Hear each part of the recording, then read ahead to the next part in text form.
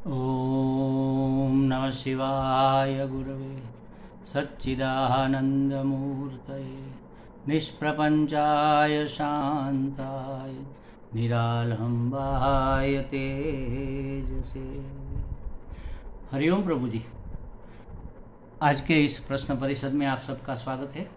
आज का प्रश्न मथुरा से स्वामी नारायणानंद जी का है। उन्होंने पूछा है कि ईश्वर की अहेतु की कृपा कब होती है। ईश्वर की अहेतु की कृपा कब होती है। अहेतु का मतलब है बिना किसी हेतु के, बिना किसी उद्देश्य से ईश्वर कब कृपा करते हैं। तो अहेतु का मतलब जब बिना किसी उद्देश्य, बिना किसी मतलब के होता है तो कब निकल जाता है ना, फिर कब कहाँ रहता है। कब का मतलब तो यही है कि किस समय कैसी स्थिति में हम होते हैं तब ईश्वर कृपा करता है। तो अगर हम दुख भरी स्थिति में है तो उसका उद्देश्य हुआ हमारा दुख दूर करना। अगर हम गरीब है उस समय भगवान अगर हम पर कृपा करके हमें धनवान बनाया तो उसका उद्देश्य हो गया हमें धनवान बनाना। तो ये अहेतुकी नहीं रही। और दूसरा अहेतुकी का मतलब है हमने कुछ किया, उसके बदले में भगवान ने कृपा कर दी, तो ये हेतु हो गया हमारा कुछ करना। तो ये अहेतुकी नहीं हुई। अहेतुकी का मतलब यही है कि बिना कोई उद्देश्य के, बिना कोई हेतु के, बिना कोई कारण के, बिना हमारी कोई साधना के, बिना हमारी कोई डिमांड या मांग के भगवान कृपा करता है। फिर कब कहाँ रहा, कब तो रहा ही नहीं। एक घटना मैं आपको सुनाता हूँ जो वास्तविक है। हमारे दादा गुरु, ये जो आप देख रहे हैं ना, ये दयानंद जी महाराज, दयानंद जी महाराज की जब दीक्षा हुई तब उसके भी गुरु ये जो है चिन्मयानंद जी महाराज, तो उन्होंने नामकरण किया दयानंद, स्वामी दयानंद। और अन्य साधु जो थे उन लोगों ने पूछा कि स्वामी जी आपने दयानंद नाम क्यों रखा, ये तो बहुत लोगों के नाम होते, कोई यूनिक नाम रखना था। तो उसने कहा क्या करूं, मेरी मजबूरी है, मैं इसको दयानंद के सिवा और कुछ कह ही नहीं सकता। इसके अंदर इतनी दया कुट कुट के भरी हुई है कि यही नाम इसको सूट होता है। मैं करूं तो क्या करूं, मैं मजबूर था, आई एम हेल्पलेस, ऐसा कह दिया। देख लो, अगर एक मनुष्य तनधारी महात्मा, उसके अंदर इतनी दया, इतनी करुणा कुट कुट कर भरी हुई है कि उसके गुरु को उसमें दया के सिवा और कुछ दिख ही नहीं रहा, तो हम सबको तो ठीक है, इन महात्माओं को भी बनाने वाला, महात्माओं का भी सर्जन करने वाला, महात्माओं के माध्यम से अभिव्यक्त होने वाला जो परमात्मा है, जो ईश्वर है, जो परम ईश्वर है, उसमें कितनी दया होगी, कितनी करुणा होगी, इसका तो कोई हिसाब ही नहीं। हम उसको दया सिंधु, दया सागर ऐसा कहते हैं। तो सागर में कितना पानी होता है, कमी होती है क्या। भगवान को हम कहते हैं अहेतुक करुणा वरुणालय। वरुणालय माने प्याओ, पानी जहाँ पर हम पी सकते हैं बिल्कुल मुफ्त में। मटके भरे रखे होते हैं, हम जाए और प्याला भर के उसमें से पानी जितना चाहे पी ले। 1 प्याला पिए, 2 प्याला पिए, 3 पिए, कोई रोक नहीं, कोई टोक नहीं, कोई चार्ज नहीं, कुछ भी नहीं। तो ये वरुणालय में, वरुण माने पानी, बहुत ही मुफ्त और जितना चाहिए उतना साफ, स्वच्छ, ठंडा मिलता है, रुचिकर। भगवान कैसे हैं, अहेतुक करुणा वरुणालय। वो बिना किसी हेतु के, बिना किसी चार्ज के, बिना किसी उपाय के, बिना किसी उद्देश्य के करुणा करने वाले हैं। करुणा वरुणालय, वो आलय है करुणा के। तो वहाँ जाओ और जितना चाहे उसकी करुणा का पान करो। अगर हम तो फिर ये हमें लगता क्यों है कि भगवान ने हमारे ऊपर करुणा नहीं की, कब करुणा कर, हे भगवान अब तुम कब करुणा करोगे। तो देखो महाराज, जब हम प्याऊ के पास जाते हैं, पानी की जो बनी हुई होती है, मटका बड़ा भरा होता है, इतना बड़ा मटका भरा होता है, 3-4 फुट 5 फीट ऊंचा, इतना चौड़ा, इतना बड़ा मोटा। तो उसमें से हम बर्तन जो भी है भरकर पानी पी सकते हैं। अगर हम इतनी छोटी सी कटोरी लेकर गए और भरकर हमने पानी पिया और दूसरा आदमी आया बड़ा सा लोटा लेकर, उसने भरकर पानी पिया, तो हम क्या क्या ये हम कहेंगे कि अरे ये प्याऊ तो पक्षपात करती है, मुझे तो कटोरी भर पानी दिया और इस भले आदमी को लोटा भर के दे दिया। अरे महाराज, अपना जितना पात्र होगा उतना तो उसमें पानी आएगा। तो हमें क्या करना चाहिए? ज़्यादा पानी, हम तो कटोरी भी नहीं, चम्मच लेकर, छोटा सा चम्मच लेकर जाते हैं और फिर कहते हैं कि भगवान ने हमारे ऊपर तो बस इतनी सी करुणा की और तो की नहीं। अरे महाराज, पात्र बड़ा लेकर जाओ, बड़ा पात्र करो।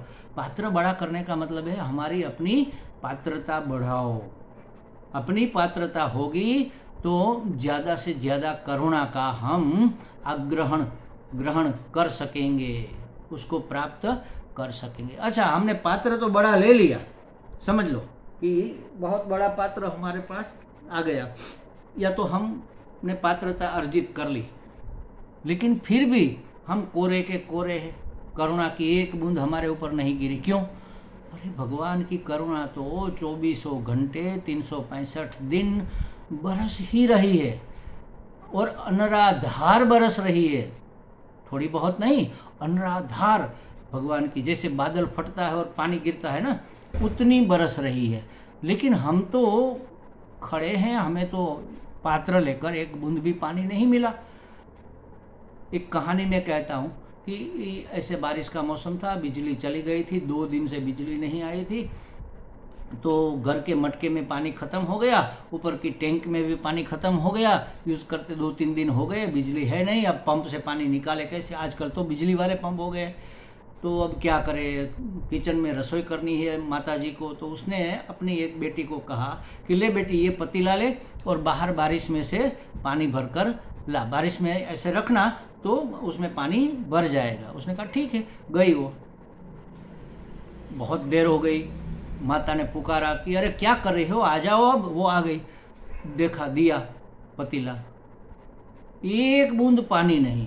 पानी तो नहीं, अंदर से पतीला बिल्कुल कोरा। अरे तुम तो भीग गई हो, सड़क के ऊपर, रोड के ऊपर पानी की नदियां बह रही है और बारिश से तुमने एक बूंद भी पानी कैसे नहीं मिला?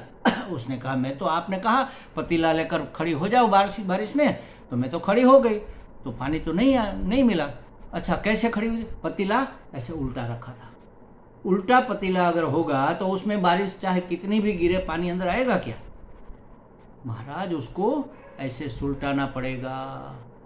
मतलब ये है कि हमारी पात्रता भगवान ने हमें दे दी, मनुष्य जन्म दे दिया, अच्छे खानदान कुटुंब में जन्म मिला, संस्कार भी अच्छे मिले, धन दौलत भी है, सुविधाएं भी है, और आपके करीब, आपके गांव में कोई बड़ा सा अच्छा वाला आश्रम भी है, कोई अच्छे अच्छे महात्मा है, सत्संग भी हो रहा है। लेकिन अगर हम अभिमुख नहीं हुए, पात्र को अभिमुख नहीं किया, ऐसा सुलटाया नहीं, जिस तरफ से बारिश आ रही है उस तरफ अपना मुख करना, मतलब भगवान की ओर हम मुड़े नहीं, हम अभिमुख नहीं हुए, तो उसकी करुणा का हमें लाभ कैसे मिलेगा? नहीं मिलेगा। उसकी करुणा तो बरस ही रही है, कब की बात ही नहीं है, हर दम करुणा बरस रही है। अपना पात्र बढ़ा लो, बड़ा पात्र अभिमुख करो तो करुणा का अनुभव होगा। भगवान जो भी करता है सिर्फ करुणा ही करता है। हमारे गुरुजी कहते हैं, ये जो स्वामी विदितात्मानंद जी महाराज है, ये हमारे गुरुजी है, वो कहते हैं, ये दयानंद जी महाराज के शिष्य है, ये हमारी गुरु परंपरा का पोस्टर है।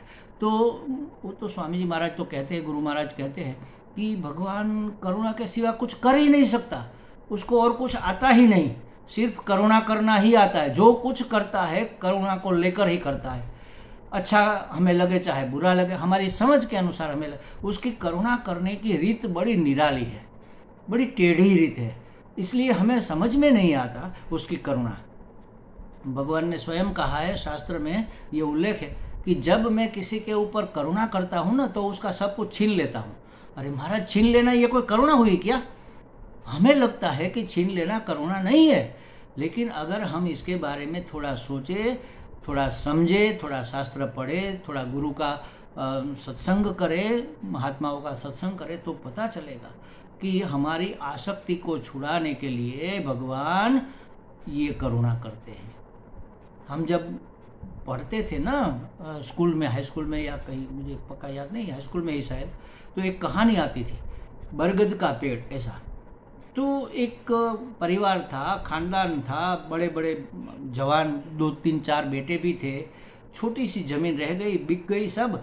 अब क्या करें, 2 3 साल से बारिश नहीं हुई, अकाल है और बहुत गरीब हो गए। उसके मित्र को पता चला कि वो अब एक जो सरसों का, सरसों नहीं क्या कहते उसको, बरगद का पेड़ है, बरगद का भी नहीं, वो लंबी वो फली आती है, क्या कहते हैं उसको, सब्जी बनाने के लिए,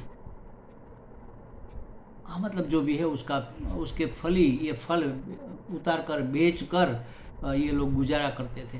तो उसका मित्र गया उसके यहाँ, रात रुका, बड़ी मुश्किल हो गई, उसको क्या खिलाए, फिर भी कुछ जुगाड़ करके खिला पिला के उसको सुलाया। वो रात को उठा, कुल्हाड़ा लेकर आया था और वो जो पेड़ था वो काट कर चला गया। सुबह में जब सब लोग जागे तो उसको पता चला, अरे ये तो कोई मित्र था कि दुश्मन था, हमारे जो भरण पोषण का साधन था उसको भी उसने काट दिया। लेकिन हुआ क्या, अब कोई साधन नहीं रहा, तो चारों बेटे अलग अलग जगह नौकरी करने लग गए, काम करने लग गए, और फिर से वह परिवार धनवान हो गया। फिर से वह मित्र आया, उसने कहा देखो अगर उस दिन मैंने पेड़ नहीं काटा होता तो आप उस फली को बेच बेच कर अपना पोषण करते, अपने आबरू को बचाने के लिए बाहर नहीं जाते कि अरे हम तो भिखारी हो गए, ये समाज को पता नहीं चलना चाहिए। अरे क्या हुआ पता हो गया तो उसने निष्ठुरता की थी कि करुणा की थी? करुणा की थी। तो उसी तरह भगवान जब किसी के ऊपर करुणा करता है तो सब कुछ छीन लेता है। उसकी करुणा करने की रीत बड़ी टेढ़ी है, लेकिन वो करता तो करुणा ही है और बिना हेतु के करता है, हमारा कल्याण करने के लिए। अकारण अहेतुक करुणा वरुणालय है परमात्मा। तो हमें सिर्फ उसके अभिमुख होना है तो हमें उसकी करुणा का पता चल जाएगा। अभी हम विषयाभिमुख है, विषयों के प्रति हमारी दृष्टि दौड़ी जा रही है वहाँ से सुख प्राप्त करने के लिए।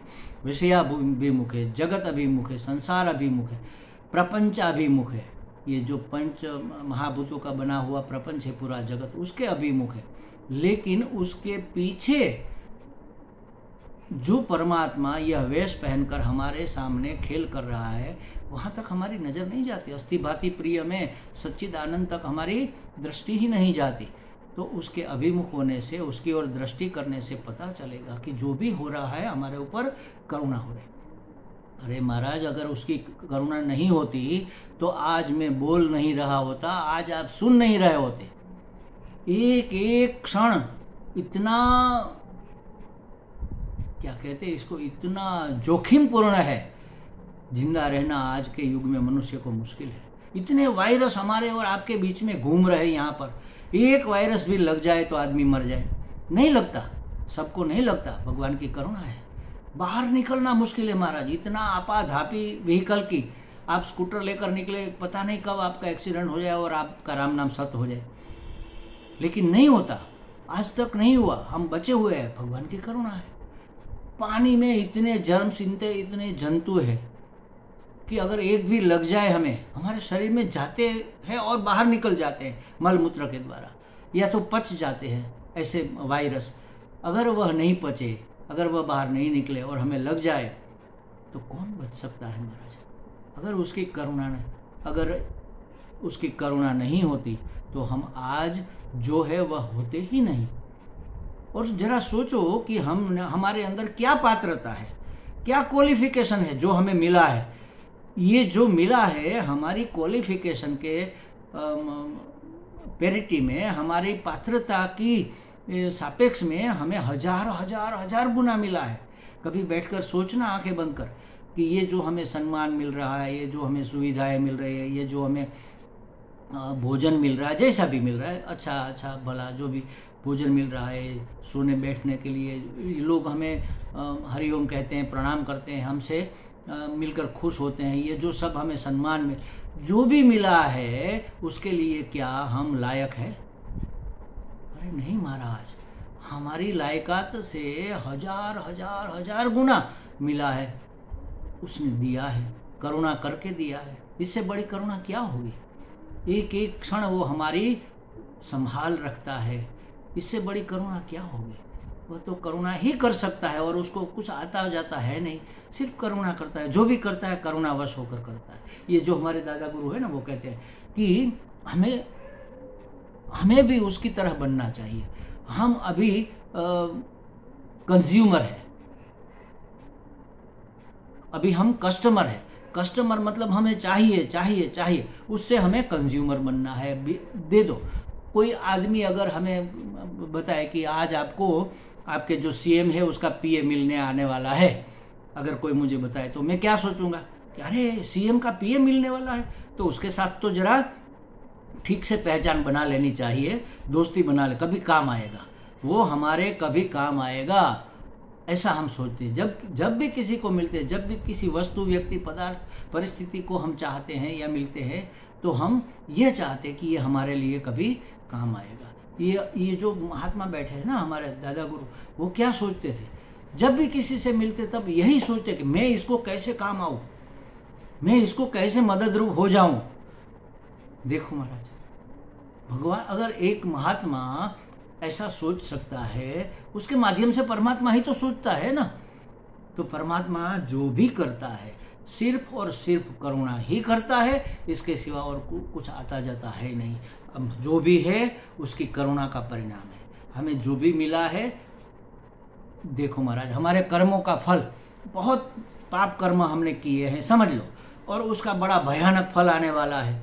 और वह फल, कर्म का फल हमें मिल जाए वैसा का वैसा, जैसा चाहिए, तो हम मर जाते महाराज, उसको सहन नहीं कर पाते। एसिड का उपयोग जब हम टॉयलेट साफ करने के लिए, बाथरूम साफ करने के लिए करते हैं, तो क्या करते हैं? बाल्टी भर पानी में 2 ढक्कन एसिड डालते हैं और फिर उससे साफ करते हैं। सीधा एसिड डाल दिया तो क्या होगा? वो जो टाइल्स है ना, वो बिखर जाएगी, या तो टूट जाएगी या खुल जाएगी, उसके जॉइंट्स है सब खुल जाएगी, वो सहन नहीं कर पाएगी। अगर हम हाथ डालें तो हमारा हाथ भी जल जाएगा। तो हम डाइल्यूट करते हैं ना उसको। बस उसी तरह परमात्मा कर्म का फल तो हमें भोगना है, लेकिन वह करुणावश होकर देता। अरे मेरे बेटे को इतना सारा दुख कैसे सहन होगा, तो टुकड़े टुकड़े में देता है। थोड़ा आज दिया, थोड़ा कल दिया, थोड़े दिनों के बाद दिया, जितना हम सहन कर सके उतना देते हैं। और सुख भी देते हैं जितना हम सहन कर सके। एक छोटा बच्चा अगर चाहेगा, 5 साल का बच्चा कहेगा, 3 साल का बच्चा कहेगा कि माँ हमें मक्खन खिलाओ, और कितना, आधा किलो खिलाओ, तो माँ खिलाएगी क्या? अरे नहीं, तुमसे ये पचेगा नहीं, डायरिया हो जाएगा। 2 चम्मच खिलाएगी। नहीं, मुझे ये सब पूरा मक्खन खाना है, ये सब तुम्हारा, देख लो, लेकिन अभी इतना खाओ, शाम को और खाना, कल सुबह और खाना, 2 दिन में ये खत्म कर लेना। तो 50-50 ग्राम 2-2 घंटे में, 4-4 घंटे में खिला कर वो आधा किलो मक्खन उसको खिला तो देगी, लेकिन एक साथ नहीं खिलाएगी। वो जानती है ये पचाएगा नहीं। उसी तरह अगर एक माँ, पार्थिव माँ, सांसारिक माँ ये जानती है अपने बच्चे के बारे में, तो वो तो माँ की माँ की माँ की माँ है, बाप के बाप के बाप के भी बाप है। वो नहीं जानते होंगे क्या? तो वो जो हमें कर्म का फल जब मिलना होता है, तो उस फल को वह डाइल्यूट कर देता है, टुकड़ों में बांट देता है। सुख भी हमें थोड़ा थोड़ा, जितना हम सहन कर सके उतना देता है। इतनी करुणा, एक एक चीज के बारे में आप सोचो महाराज, उसकी करुणा का तो कोई पार नहीं है। ओ करुणा ना करनारा, तारी करुणा नो कोई पार નથી। ओ संकट ना हरनारा, तारी करुणा नो कोई पार નથી। हमारे ऊपर करुणा करने वाले हे परमात्मा, तुम्हारी करुणा का तो कोई आर पार नहीं है। हमारे संकट को हरने वाले हे करुणा अवतार, हे करुणा वरुणालय परमात्मा, आपकी करुणा का तो कोई पार नहीं है। और वो कब की बात ही नहीं है, हर समय हर वक्त वो बरस रही है, अनराधार बरस रही है। हमें अपना पात्र उसके अभिमुख करना है, तब हमें उसकी करुणा का पूरा लाभ मिलेगा। हमें लगता है महात्मा जी को हमारी इस चर्चा से संतोष हो गया होगा। इसके ऊपर तो पूरी जिंदगी बोलते रहो तो भी कम है महाराज। हरि ओम।